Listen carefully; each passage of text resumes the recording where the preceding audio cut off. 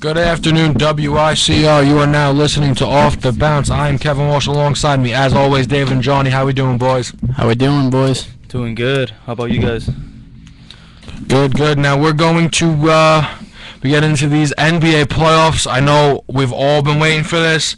They're going to be kicking off pretty soon. The 19th will be the first games. So we want to cover all the matchups. Not everything is set in place yet, but if it were to end today, because there's only a couple more games left, we're going to go over our predictions and how many games. But first, we got to talk about the two superstars that missed out this year on the playoffs and how it will affect them in their decisions, whether they stay with their current team or they move on elsewhere. And we're going to start it off first. The hometown hero, the man in the blue and orange, traded the entire team away from him so they could not make the playoffs this year. None other than Carmelo Anthony. He's not even probably going to play the last two games, so potentially we have already seen Carmelo's last two games in a Knicks uniform. David, just because I know it bothers you, I'm going to start it off with you. Do you think that we've seen the last of Carmelo Anthony in a Knicks uniform?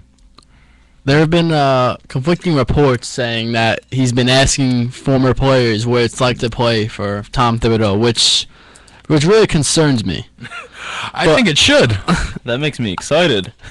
I really just don't know yet. I don't think he's made up his mind yet if he's gonna stay or leave, because I think all along the whole season he was looking for a reason to stay, and when the Knicks brought in Phil Jackson, that might be his reason to stay, because it's Phil Jackson. He's gonna win. He's not gonna accept a mediocre team. Like, he's gonna find a way to. Dave, I gotta be honest. I almost feel like he might be looking for a reason to leave. I mean, if you remember back in the beginning of the season, before anything had even played out, he said, "Yeah, I'm looking forward to free agency this summer." I mean, it's not that he was like, "I'm leaving," but Melo has been looking forward to testing the options before the Knicks ever missed the playoffs. Yeah, I just think he wanted to feel wanted, because he's never been a free agent before. Like, he's never been in that position to feel wanted, to have teams go out and want him. Well, now he's got a couple. I think that's what he was kind of saying when he said that he wanted to be a free agent. Okay, now, your honest truth, not what you want, but what you think. Do you think that he's going to stay in New York? I don't. I think he's going to go to Chicago. Yeah. I really do. I think Chicago's going to amnesty Boozer, then they're going to sign Carmelo. And then they're going to be a very good contender in the East. Honestly, I have to 100% agree, and for no other reason than I just think that that's the best opportunity that Carmelo Anthony will ever have to win that title. Yeah, that's he said he wants to win. His decision is going to come down to winning, and the Chicago has a better chance right now to win than the Knicks. I just think that we'll finally get to see Carmelo Anthony and that scoring ability placed with top-notch defense. Yep. And this is the thing, too. Carmelo's on that team. It gives Derrick Rose that chance to, ease into coming back. Yeah. Instead of Derrick Rose coming back and saying, "All right, you're back, you're good, let's go, 40 minutes." He can come out and do kind of what Dwayne Wade does. Hey, I'll play 25 minutes. Hey, you know what? I think I'm going to take the next 2 nights off. And then that way, come playoff time, now you got Melo, Rose, and that Bulls defense clicking on all cylinders, which is a dangerous thought. Yes, I agree. And I think that with Rose even there, he's going to be scared coming back. He's going to play. He's not going to play to his MVP level like he did 2 seasons ago. He's Right. going to have to ease back, and if Melo's there, then he's going to be allowed to do that. Melo will control the ball for most of the game, and then he'll have his shots, but he's going to ease back into the game. It's going to make that transition for Derrick Rose that much easier. And I don't think it helps the Knicks that Carmelo probably had one of his best seasons of his career, and yet this is the first time that his team is not making the playoffs. He's been in the playoffs every year of his career, and this is the first time. And yeah, that's true. And at the end of the year during the playoff race, he was playing injured. Today it was just reported that he has a small tear in his labrum in his shoulder, and now he's not playing the last 2 games of the season. So now I was talking to a couple guys about this. If you were Carmelo Anthony, and this is just kind of off topic. If I was Melo with that scoring ability personally, I would come out those last 2 games Are they both in the Garden, or I'm not sure, but I know one of them at least is in that game, and go for 100. Seriously, Why not? what? Like this is the thing. What's the worst that happen? You lose. Yeah. It doesn't matter. They don't have no draft. Doesn't matter. They think that most of the time anyway. Just go out there and honestly try and give the Garden the greatest scoring performance of all time. I really wish he wasn't hurt because I honestly think that might be something he would actually think about. Do you? Yeah. I'm curious to see your opinion on this. Do you think, well, that the Heat lost on purpose to Atlanta? Okay, I mean, that's for a little bit later on, but I will tell you, yes, they 100% did. Yeah. They just sat LeBron and Bosh, and they just so happened. Michael Beasley was the leading scorer of that game. Yeah. Like, Blowout. It wasn't even. It was intentional. Now, the other big marquee free agent. Well, not free agent actually. He still has time left on his contract. Yeah. One more year. A lot of talk about him going. But Arguably the best power forward in basketball, Kevin Love. he could possibly be traded this upcoming season if they don't think that they can resign him. So. Now, if you were in Kevin Love's shoes, what are you doing? Johnny, you staying in Minnesota, you doing everything you can for that franchise, or you think that it's time to part ways? I mean, he's built so far a fantastic career, you know, and he's been improving every single year.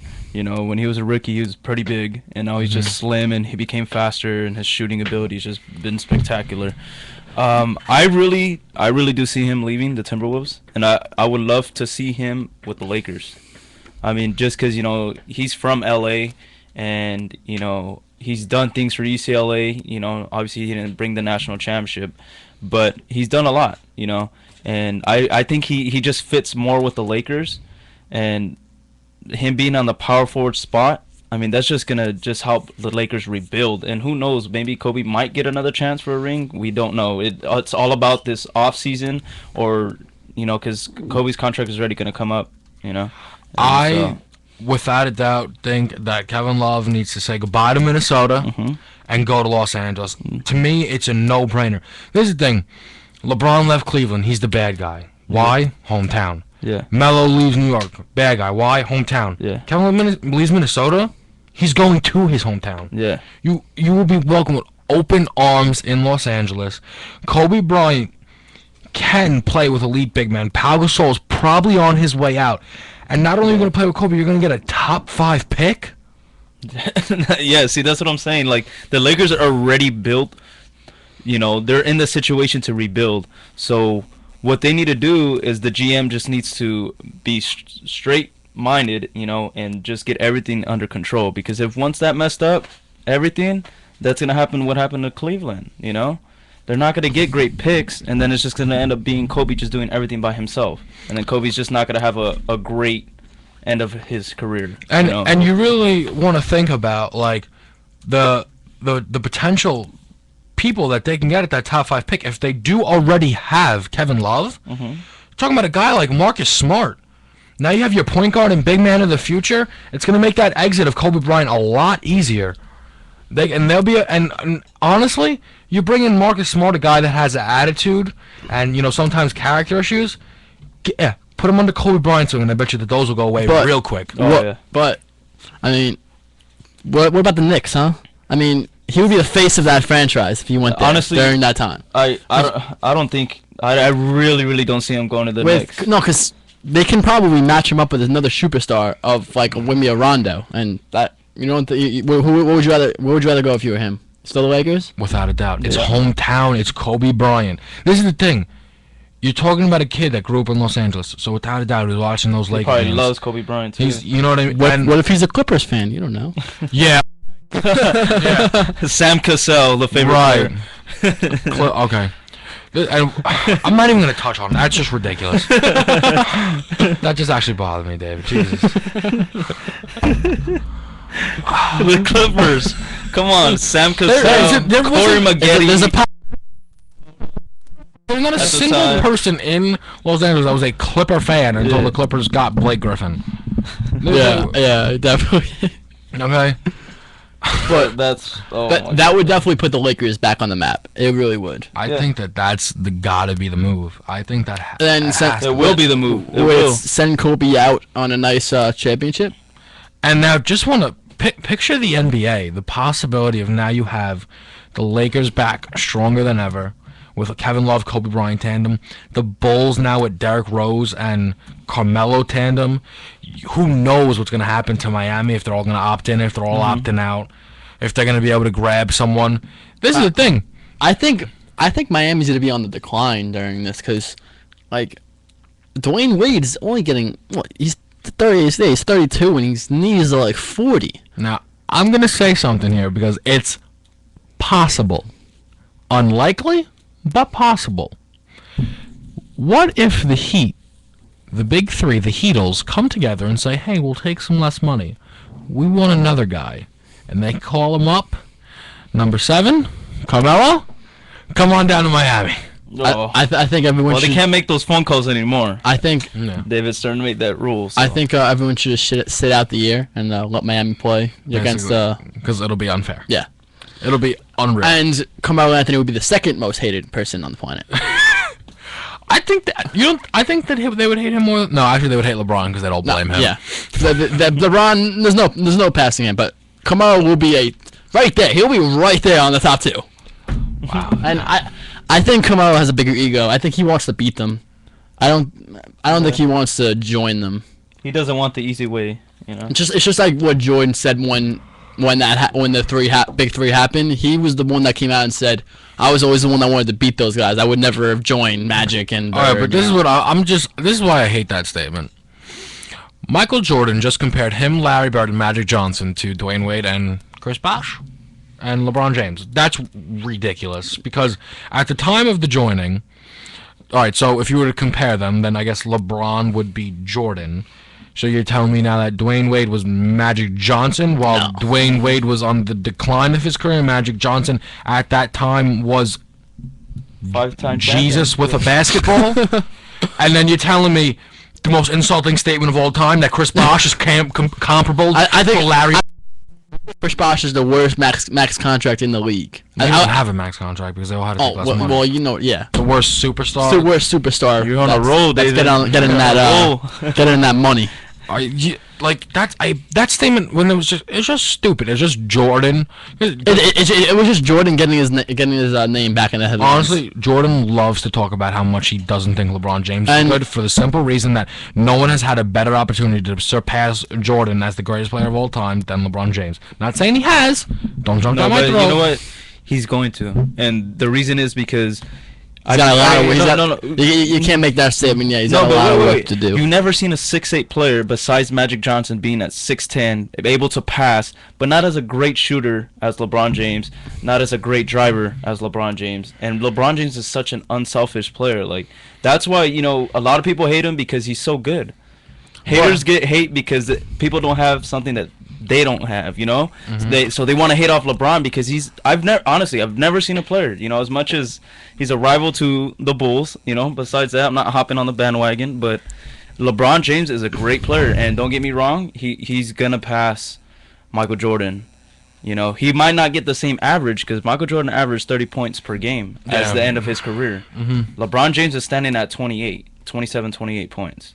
And honestly, I just think I wish. I mean, it's beautiful to see the unselfishness of LeBron James. Yeah, that's what Imagine I'm if saying. one year he just only averaged 2 assists. He probably averaged 45 a game. And that's being real. You're being real. I'm not even trying to inflate those numbers. He probably averaged 45 a game. Yeah. That's how I know I'm right because David just had to admit defeat and just go, yeah. There's really not much to say because if you wanted to, he could do it. He could do it. He can definitely do it anytime he wants. Okay, now before we get really into these playoffs, there's one more topic I want to discuss. Mr. Duke Blue Devil himself, Jabari Parker, says tomorrow he'll be making his decision.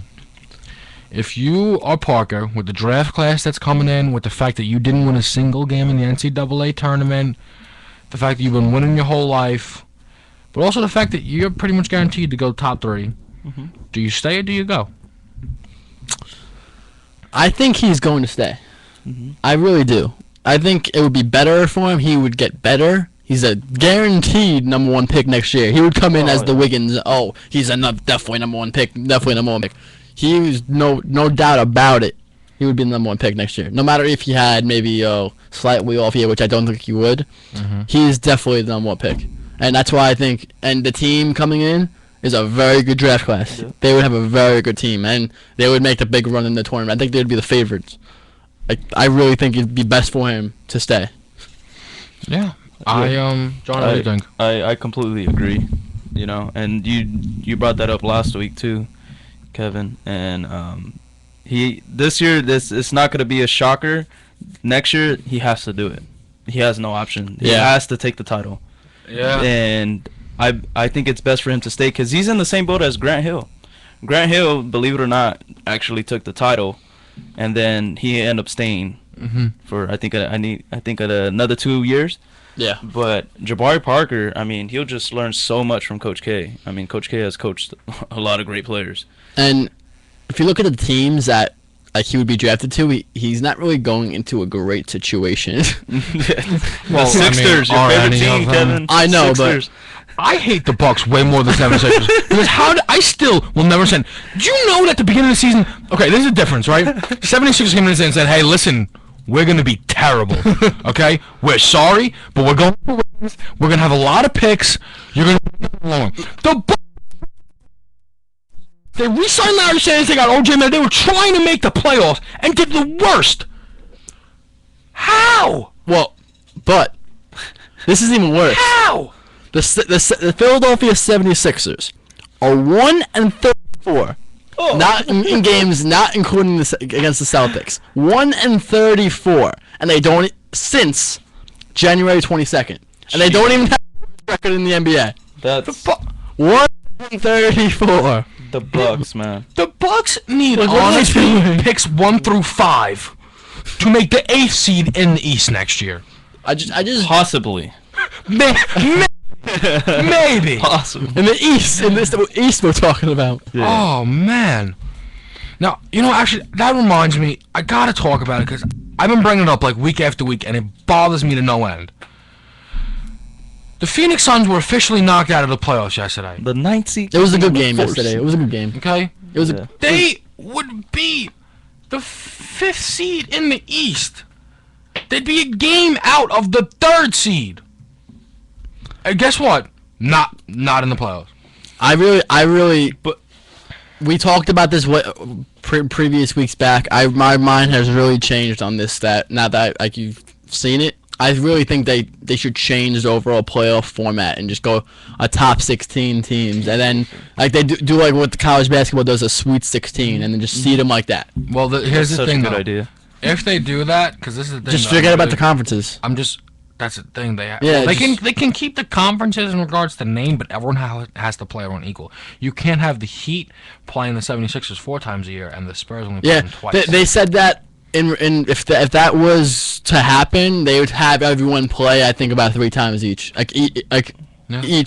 Each team would play 3 and times. the thing each. is, how awesome would that be? Because now we get an extra game of an LeBron versus KD. exactly. An extra game of Kevin Durant versus LeBron. The rivalries will heat up even more because teams will be playing more. It's absolutely. It's very intriguing that they're going to talk about this and maybe make this happen. I really want to see it happen. And Oh, go ahead. no, you can go. You can go. No, I was thinking about how you said the NCAA, so they can have it as the South Regional champs, and then however, how the Final Four has that. I'm just thinking about it. That's such a great idea that you brought up. Yeah. There's one thing I was gonna say because it just actually made me think of this. Literally, just in this moment, now I actually want Jabari Parker to leave. Because no, I'm being so serious. That's the next great rivalry. Jabari against Wiggins. That's the next one. Oh. So and that kind of take away from it if they don't leave the same year. And that's gonna. And if he leaves, it's gonna. The question is gonna remain: Should they have picked Parker? Should they have picked Wiggins first? That for the next 5 years, that's what we're gonna hear. It's kind of like LeBron and Carmelo. That's a great point that you brought up. Constant. We're gonna hear that. You know what? And I'm being honest. Darko Milicic, second pick in that Oh draft. gosh. Just gotta add that in. Realistically, right? Because the 76ers year in and year out are pretty terrible, and that team is going to have a lot of draft picks, but I don't know how good it'll do them. Could you imagine if they get Wiggins and they're bad enough again to get Jabari next year? Could you imagine that? It's kind of scary to think That's about. really possible. And that would be a next dynasty, just the two of them. And then Imagine. and then bring in a superstar. I mean, They won't even need it. Just let them be average, and in year 4, they'll be the most dynamic duo that NBA maybe's ever seen. that would be kind of hard because like the top 3 teams they go And through a little with, lottery. with Wiggins on So the it team, might it's be- it's going to be hard to be really bad with him on the team. I know. You think so? I think they're gonna. Well, if they just do what they do with Noel, and they just no, you're not going to play. Just sit the Well, sit. I mean, Noel, they could justify it because Noel was actually hurt. Yeah. That's going to be such a young, youthful team. Honestly, in 5 years, I guess we won't be doing a show in 5 years, but in 5 years, I'm going to call you guys and be like, hey, look, the 76ers are good. The Bucks are still terrible, but hey, the 76ers are good now. Allen Finally. Iverson comes It's back. about time. 45. All right, but we're going to go to a very quick commercial break, and then when we come back, we're going to be getting into these playoffs. Memphis, San Antonio, maybe an upset. Brooklyn, Chicago, a great 4-5 matchup. The Heat losing on purpose to get the 2 seed. So when we get back, we're going to be talking about that. You're listening to Off the Bounce on WICR.